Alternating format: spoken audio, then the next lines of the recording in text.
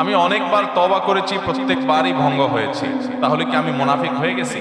না ভাই, তওবা হওয়ার পর তওবা ভেঙে যাওয়াটা অস্বাভাবিক নয়। আপনারা খুশি হবেন শুনে, আমাদের রব আল্লাহ রাব্বুল আলামিনের একটা গুণবাচক নাম হলো তাওয়াব।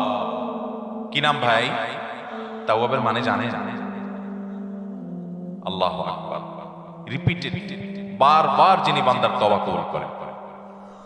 এই জন্য ভাই, একবার গুনাহ হয়ে গেছে, আল্লাহর কাছে তওবা করেছেন, চেষ্টা করছেন যে আর যেন না হয়, কিন্তু আবার শয়তান কাজ করে ফেলে দিয়েছে, আবারও তওবা করে ফেলবেন এবং দুর্বল হবেন না। এখানে ইবলিস আপনাকে বলবে, তুই এতবার একই কাজ করে তওবা করছস আল্লাহর কাছে, আবার কোন মুখে তওবা করবি?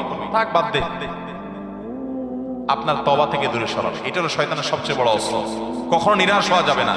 তওবা আগের বারের চাইতে পরের বারটা আরো স্ট্রং করবেন, যে ঠিক আছে আগের বারটা তওবা আমি দুর্বল ছিল, এটাকে আরো স্ট্রং করব, চেষ্টা করবো না ইনশাআল্লাহ।